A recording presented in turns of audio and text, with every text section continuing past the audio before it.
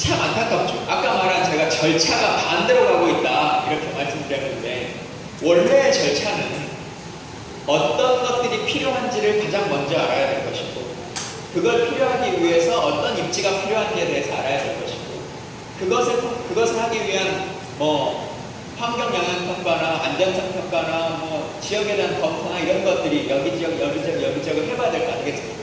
그러고 나서 최종적으로 A라고 하는 지역을 발표해야겠죠. 근데 우리는 성주를 발표해놓고 환경성 영향 평가를 해보고 공간이 나오는지를 확인해보고 군사적 효용성이 맞는지, 이게 수도권 방어에 되는 건지 어디 지역을 하는 건지 논쟁을 하고 있는 거지 않습니까?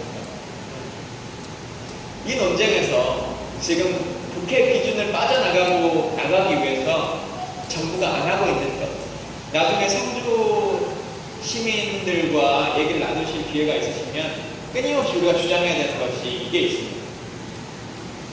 레이더의 안전성 문제니 뭐니 이제 이런 것들도 있습니다만, 그런 것들 떠나서 그게 안전하다 아니다를 떠나서 필요하다면 그 레이더를 통해서라도 무기를 구입해야죠. 정말 필요하다면. 근데 그것을 놓을 수 있는 공간이라고 하는 것은 있어야 될 거 아니겠습니까? 공간. 사드 포대가 그냥 갑자기 있는 공간에, 여기 이런 공간에 탱크 하나만 갖다 놓으면 딱 끝나는 게 아니거든요. 안전성의 문제를 포함해서 꼭 그것이 아니더라도 그 자체가 차지하려고 하는 필요한 공간이 있어야 될 거 아니겠습니까? 그게 미군의 육군 교본을 보면 36,000평입니다. 36,000평. 사드 포대 자체를 설치하는 데는 축구장 4개 정도가 필요하고요. 그 공간 전체를 가지고 있는 데는 36,000평 정도의 공간이 필요합니다. 당연히 그럴 수밖에 없겠죠. 저게 전 세계에서 가장 강한 전기를 사용하는 것인데, 그래야 1000km, 2000km까지 막 볼 거 아닙니까? 그래서 JTBC에서 이 소음이 시끄럽다, 발전기 소음이 시끄럽다 이런 얘기들을 하는데, 물론 발전기 소음은 고압 선로를 가지고 오면 해결할 수 있을 겁니다. 근데 이제 고압 선로를 갖고 오는 환경 문제가 발생하면 하겠지만, 그래도 군사적으로 필요하다면 고압 선로 갖고 올 수 있겠죠. 근데 그럼에도 불구하고 북한이 전쟁을 실제로 한다라고 하면 가장 첫 번째 공격할 A급 요소 중에 하나지 않겠어요? 그러니까 평시에는 고압 선로를 가지고 전기를 동력을 하더라도 전치를 대비해서 비상발전기가 필요합니다. 그러니 그 공간이 당연히 확보돼야 되는 거죠. 발전기 12대가 들어올 만한 공간. 두 번째는, 저 공간은 미군 부지입니다. 한국군이 결정하는 부지가 아니죠. 당연히 미군 부대원들이 살아야 할 막사가 필요합니다. 근데 참 슬프게도 주한미군의 군인들, 지금 저 포병 부대가 주둔하고 있는 저 막사에 집 있네, 그냥 여기서 삽시다 하고 살까요? 그러지 않겠죠. 참 슬프지만 미군용 아파트를 새로 지어야 될 겁니다. 그 공간의 설계도는 당연히 면적 자체가 저희랑 차이점들이 있습니다. 그건 아예 법으로 정해져 있어요. 규정상. 우리 군인은 일반 사병은 1인당 차지하는 비율이 0.몇 평, 그 다음에 1인 장교가 집으로 주어질 때는 7평, 가족이 살 때는 20몇 평 이렇게 정해져 있고, 주한미군은 용산이나 아니면 평택에 새로 집을 지을 때 1인이 거주하는 지역은 우리 군 가족이 거주하는 것보다 크거든요. 그렇게 다 공간이 확정돼 있어요. 그래서 막사도 짓고 뭐도 짓고 하는 공간들이 필요할 겁니다. 그 안전성을 위한 3.6km 이런 걸 제외하고 기계를 배치하려고 하면 일단 공간 36,000평이 필요해요. 그게 기본 설계도입니다. 평면 36,000평이 필요하다는 거예요. 근데 지금 이 산꼭대기에 있는 포대에만 올려놓겠다는 거 아닙니까? 그러니까 더 이상 필요 없다라고 얘기하는 건데요. 결국은 어느 순간에는 이 공간을 이제 다 수용할 겁니다. 36,000평. 근데 평지 36,000평이 필요한 거니까 이 산을 다 깎아내든지 어떻게 하든지 병행하겠죠. 그래서 국회가 끊임없이 물어봅니다. 주민들에게 땅 얼마만큼 수용할 거냐라고 얘기하죠. 질문하죠. 국방장관 이렇게 했다고 합니다. 그건 배치 결정이 끝나고 나서 미국과 상의합니다. 말도 안 되는 거죠. 그래서 결국은 돈이 얼마가 될 건지라고 하는 것에 대한 견적서를 미리 주지 않겠다고 하는 겁니다. 그 견적서를 보는 순간 당연히 국회가 이건 비준사항이야 라고 하는 것에 근거를 상실하는 거예요. 지금은 돈이 안 된다라고 하는 주장을 끊임없이 하는 거예요. 돈 안 들어. 무기는 미국이 갖고 온대. 우리는 그냥 있는 포대 땅만 내주면 돼. 그러니까 돈 안 들잖아. 라고 하는 얘기만 하죠. 근데 돈이 들 수밖에 없습니다. 땅 수용해야죠. 땅 건물 지어줘야죠. 건물 짓는 건 우리가 하기로 이미 지금 합의에 MOU에 돼 있으니까 건물 다 지어줘야죠. 그 다음에 땅 수용해서 뭐 택지 개발하고 하는 비용 해줘야죠. 관련한 철책이랑 뭐랑 이런 거 다 해야죠. 고압선 들어오려면 어디서부터 시작해야 될지 모르는 고압선로 다 들여와줘야죠. 이 모든 것들에 대한 들어가는 비용들 어마어마하게 들어갈 겁니다. 여기에 설계도는 나와 있지 않는데요. 기본적으로 사드를 배치하는 설계도면은 나와 있습니다. 그러니까 전 세계 어디를 가든 기본적으로 나오죠. 여기 분장을 해보신 분들은 알겠지만 어디를 가도 이 전술 지형을 위한 설계도면은 나오지 않습니까? 중대본부가 설치할 때는 메인 본부는 이렇게 두고 숙소는 이렇게 둔다. 급식소는 어디로 둔다. 대대급이 진주할 때는 이렇게 한다. 그때 뭐 탱크가 소대가 같이 갈 때는 이렇게 배치한다 라고 하는 것은 그 보면 다 나와 있는 거죠. 지금 미국의 사드 포대를 오키나와에도 있고 괌에도 있고 이 사막에도 있고 몇 군데 이제 두고 있기 때문에 설계 기본 배치 도면은 다 나와 있습니다.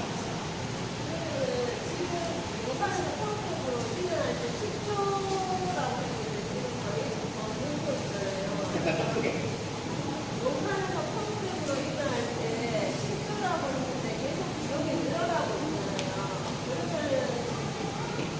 청주에 배치될 때는 그러면은 비용이 그러면서 그 이상일 수도 있겠네요. 그 이상일 수도 있겠네요. 여기까지 뭐 10조 원이 될 거라고 생각하지는 않고요.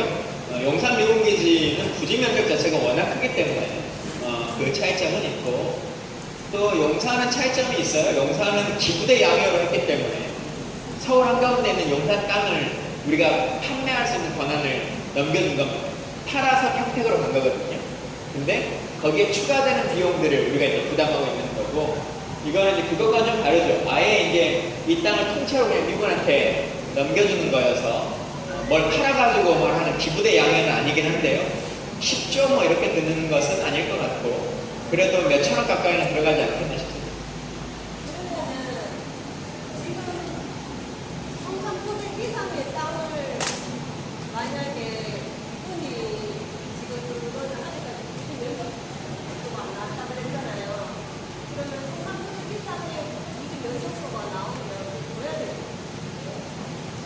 주겠죠.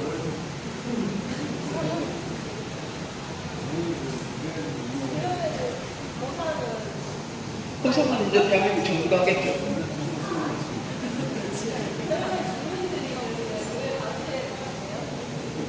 강제 수용하겠죠. 대출이처럼. 예. 그동안 대출을 그렇게 해왔던 거 아닙니까? 예. 조기천 목사입니다. 우리 동독, 서독이 통일된 지가 1990년 아닙니까? 동서독은 그 2차 전쟁에 책임이 있기 때문에 분단이 되었지만은, 우리 한국은, 그런, 책임 없음에도 불구하고, 이렇게 분단이 되었고, 90년대에 동서독이 통일된 지 지금 30년이 돼가고 있습니다.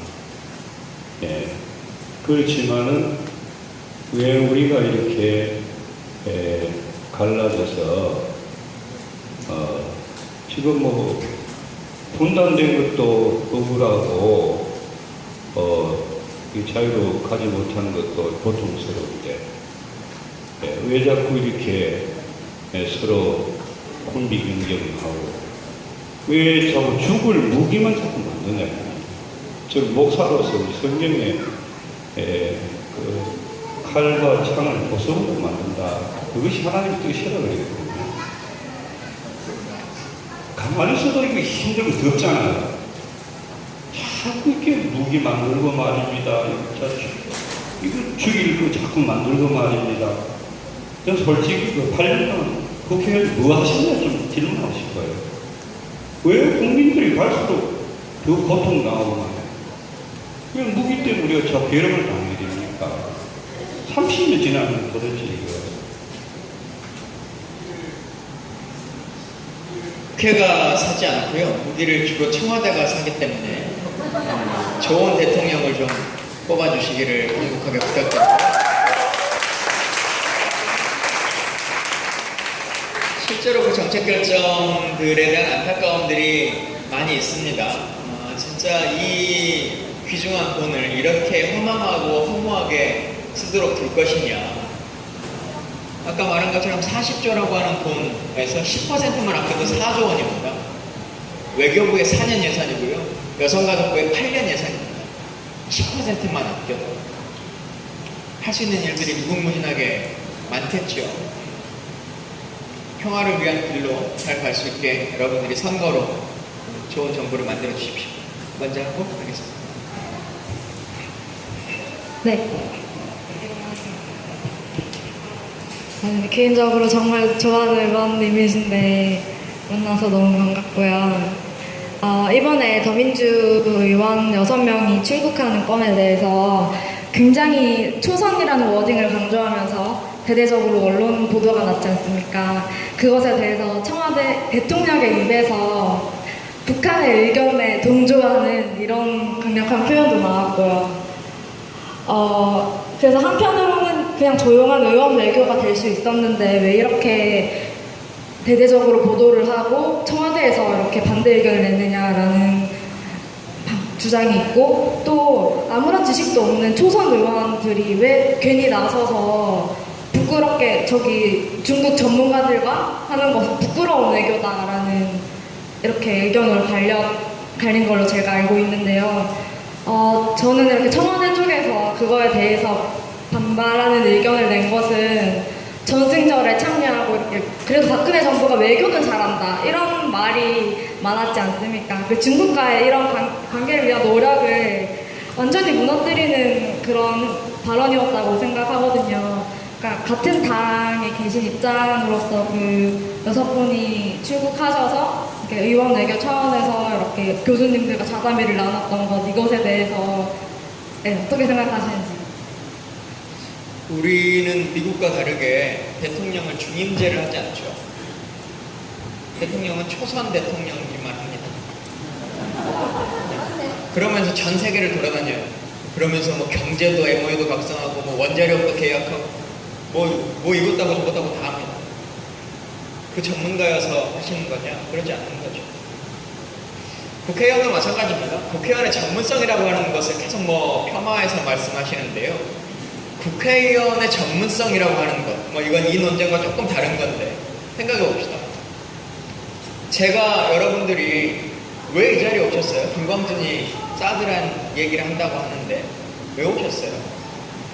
제가 장군 출신이라고 생각하고 오십니다. 제가 군에 대한 전문성이 높다라고 생각해서 오십니다. 저의 뭘 보고 오셨습니까? 저 그냥 잘생겼어요.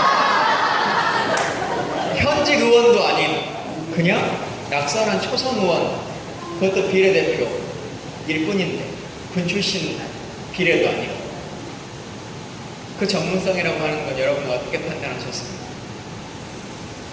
19대 국회의 국방위원회에 여야에 꽤 많은 의원들이 있었습니다.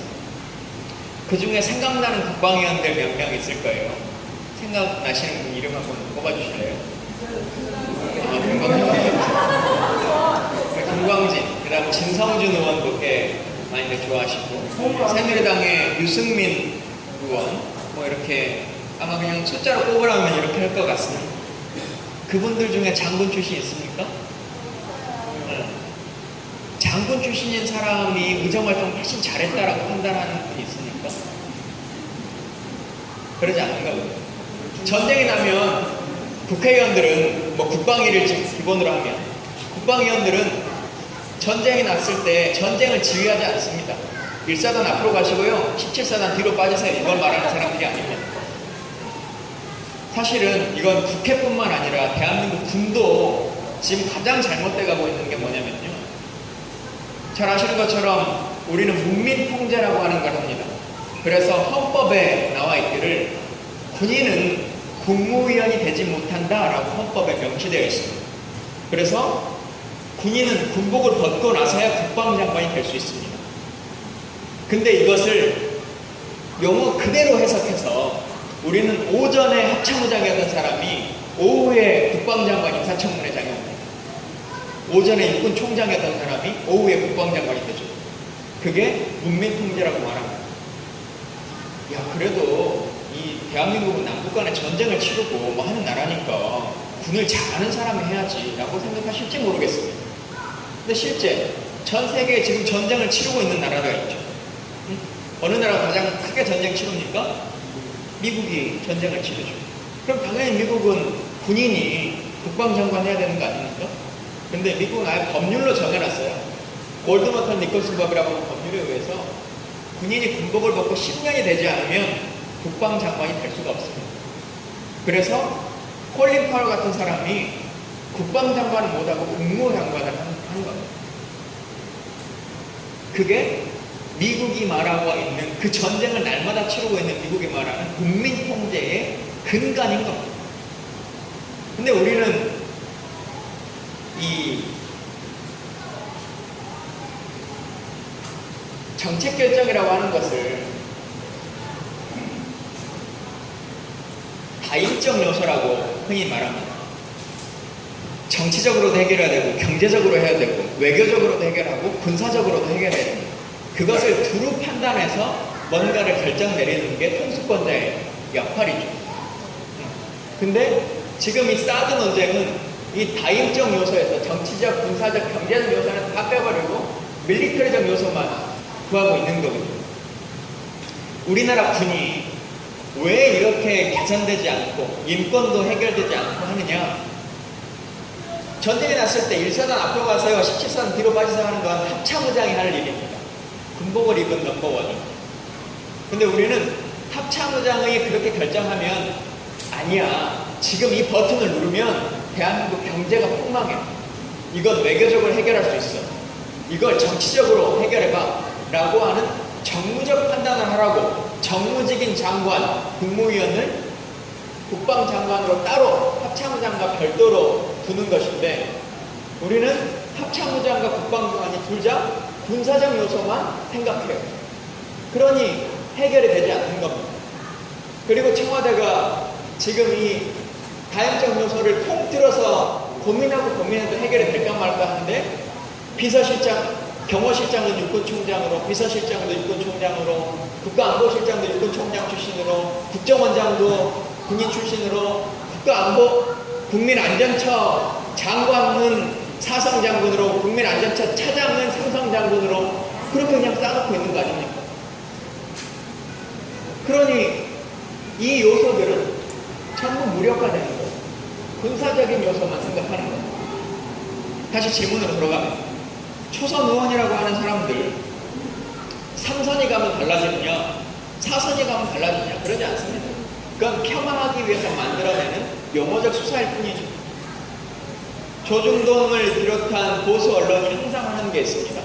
물론 저도 공격을 많이 당하는 사람 중에 하나입니다. 저도 뭐 악플을 많이 받으면 하루에 65만 개씩 받는 사람입니다. 꽤 많이 받죠. 제가 뭐 어버이연합의 화형식, 능지처참 뭐 이런 거 다 당하는 사람. 근데 제가 항상 싸워하는 몇 가지가 있습니다. 친일 문제, 뭐 백선엽 사건, 뭐 이제 몇 가지 일들이 있는데요. 어버이연합이 그 비판과 관련해서 백선엽이 친일파가 아니다라고 하는 것을 저랑 논쟁하지 않습니다. 제가 이야기했던 어떤 트위터의 한 글을 가지고 김광진은 이런 새끼야 라고 하는 걸 가지고 문제 삼죠. 메시지를 공격할 수 없으면 메신저를 공격하라 라고 하는 말이 있습니다.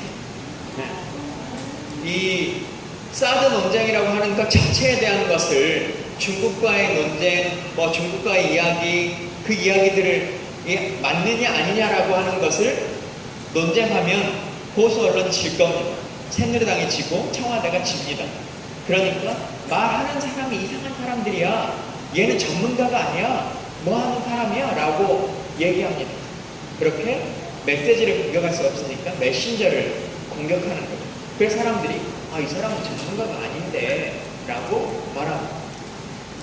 심지어 대통령이 NSC 회의에서 도표를 펴놓고 사드의 효용성을 카메라 앞에서 설명하고 있는 나라 아닙니까? NSC에 오는 사람들이 대한민국에서 사드는 가장 전문가인 사람들입니다. 그 사람들을 앉혀놓고 대통령이 설명하고 있습니다. 대통령은 NSC에서 자문을 구하는 위치에 있는 거죠. 근데 어느 언론도 처음 해보는 대통령이, 초선 대통령이 이 비전문성을 가지고 설명한다 이렇게 말하지 않습니다. 근데 그건 그렇게 비난하는 것 자체가 저는 잘못이라고 생각합니다. 대통령은 그 자체로 군통수권을 당선되는 순간부터 갖는 겁니다. 국회의원도 마찬가지입니다. 당선이 되는 순간부터 국회의원은 국회 9급 보좌관도 2급 기밀 취급 인가권을 바로 부여합니다. 9급 보좌관. 국회의원은 급수의 제한 없이 기밀을 취급할 수 있는 권한을 부여받습니다. 법률사항입니다. 특히나 저는 국방위원과 정보위원을 겸임했기 때문에 대한민국에 나오는 웬만한 탑시크릿, SI 정보는 다 들으면서도 살았습니다. 근데 그건 제가 의원 배지를 딱 놓는 순간부터는 어느 누구도 저한테 보고하지 않습니다. 그건 직위가 주는 권리입니다. 권한입니다. 그 의원이 당선되는 첫날부터 대통령이 당선된 첫날에 대통령에 대해서 뭘 알아? 라고 한다고 해서 그 사람한테 일을 못 맡깁니까? 그러지 않습니다. 그럼 대통령은 당선되고 4년 후부터 일합니까? 그러지 않는 거예요. 당선된 날부터 결정할 수 있는 겁니다. 국회의원도 마찬가지입니다. 그래서 그 사람에 대한 폄하를 하는 걸로, 그게 전문성이라고 하는 걸 가지고 논쟁하는 것은 아무런 의미가 없는 것이라고 생각합니다. 그리고 의원들이 끊임없이 가는 것 저는 좋다고 생각합니다. 다양하게 입장을 정하고 또 공식 루트라고 하는 걸로 해결할 수 없는 다양한 일들이 있기 때문에 비공식적 루트들을 끊임없이 알 필요도 있고요. 또 국회의원들도 여기서 국내 언론을 통해서 접하는 정보가 모든 것이 아니거든요. 막상 가보면 또 다른 시선과 생각들을 갖고 올 수 있는 것들이 있기 때문에 저는 다양하게 가야 하고 대통령도 또 다양한 사람들을 보내야 된다고 생각합니다. 그리고 말씀하신 것처럼 초선 의원 6명, 야당 초선 의원 6명이 문제가 된다면 대통령이 특사를 파견해야죠. 왜 대통령은 가만히 놀고 있습니까? 네. 박수를 치시려면 과감하게 치세요.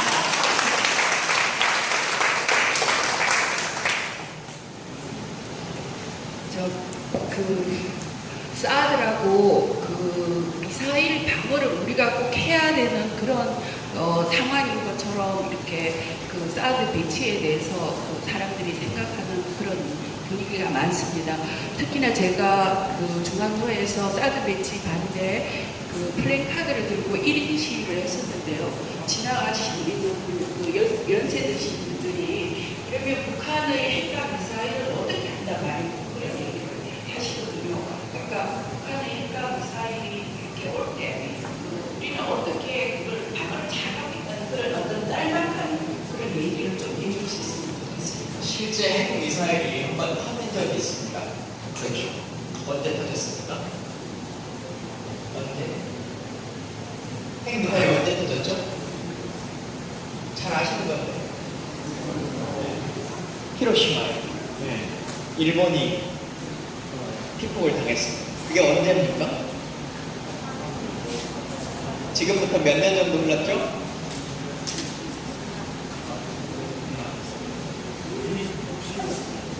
한 70년 넘었죠.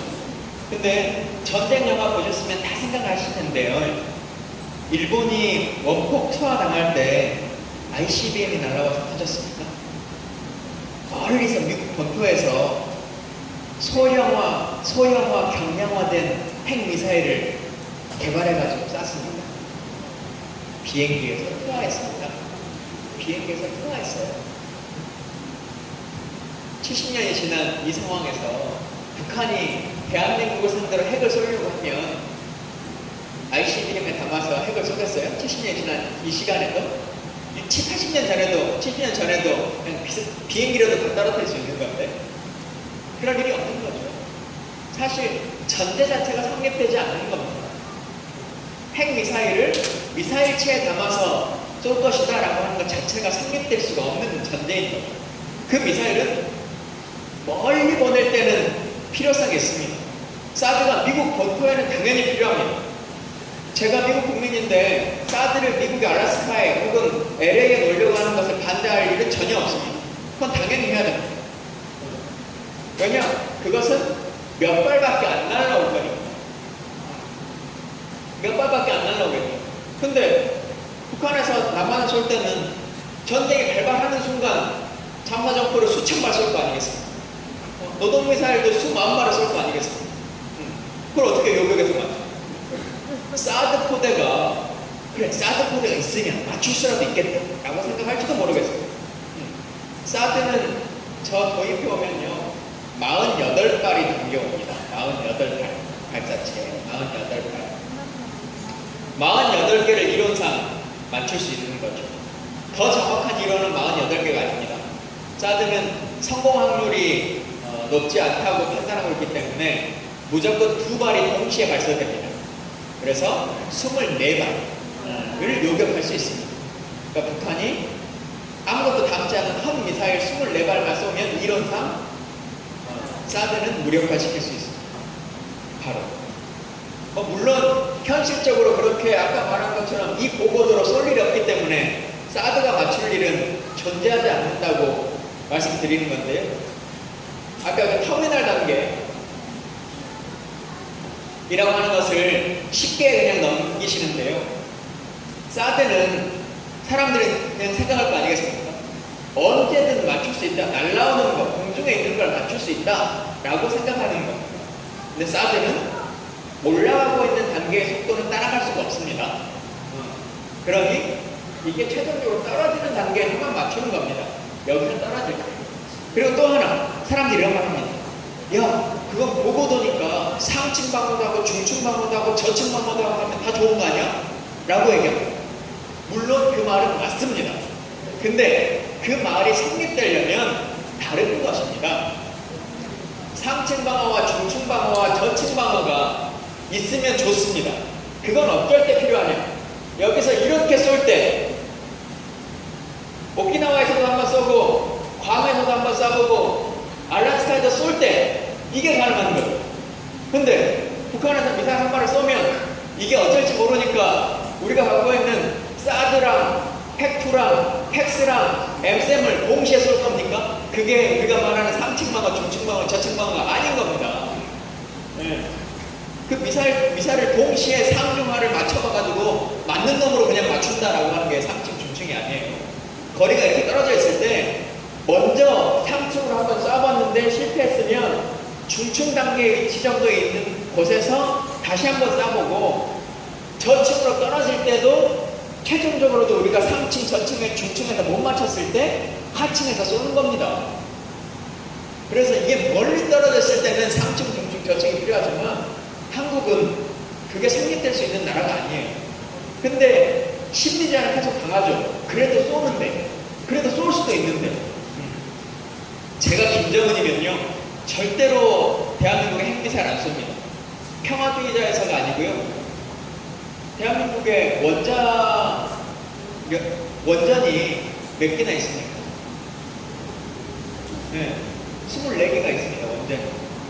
거기에 지금 일본이 이 핵시설이 문제가 생겨가지고 해일 때문에 저 난리가 난 거 아닙니까? 지역이 갑자기 생각이 안 나요.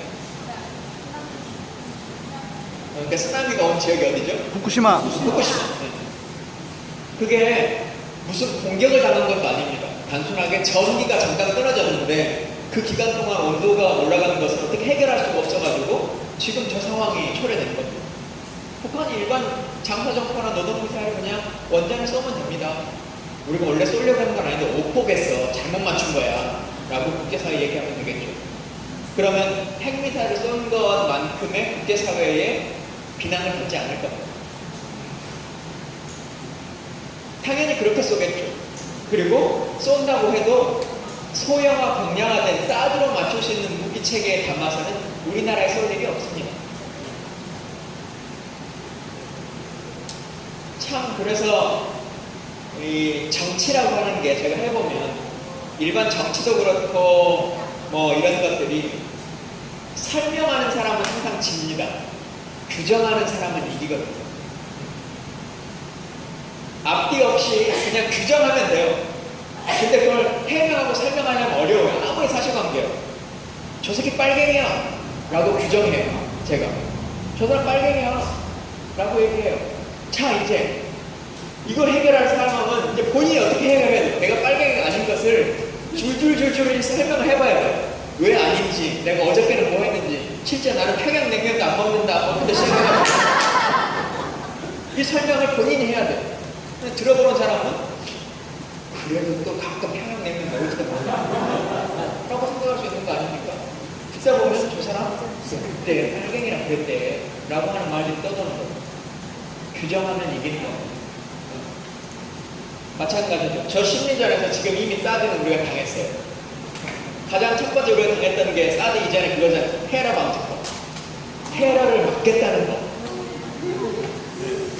테러 방지, 이게 테러를 방지하는 법이다라고 규정을 하니까 아니야, 이건 테러를 막는 것과는 아무 상관이 없어. 이 법은 이렇고 저렇고라고 설명을 192시간 동안 떠들어도 규정하는 사람을 못 이기는 거죠.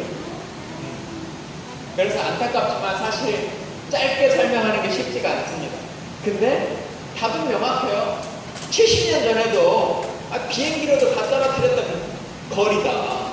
그때는 밤에서 와서도 일본까지 딴 거 아니에요. 근데 남북 간의 거리는 비행기로 오면 5분이면 올 텐데 뭐 그걸 요격하는 것에 대해서 걱정하고 있습니다. 우리의 걱정은요, 날라오는 것을 잘 맞출 수 있는가가 아니라 어떻게 하면 이 나라에 전쟁이 안 나갈 거냐라고 하는 것에 있는 겁니다. 결국 전쟁이 나면 우리는 그냥 다 죽는 거예요. 제가 국방에 있으면서 제일 분노했던 것 중에 하나가 뭐였냐면요, 여기 분석을 해보신 분들은 작계 5027이라고 하는 말 들어보셨을 거예요. 작전계 5027이라고 하는 거. 우리 전쟁 났을 때 어떻게 뭐 일사단은 어디로 간다, 뭐는 어떻게 한다 라고 하는 것들이 쭉 나와 있는 것이죠. 작년에 이게 바뀌었습니다. 이제 작계 5027 쓰지 않아요. 작계 5015라고 하는 거였습니다. 작계니까 작전계획 5015, 작전계 5027 이렇게 불리는 건데요. 5015는 2015년도에 만들었다고 5015고, 근데 둘 다 앞에 같은 숫자가 있죠.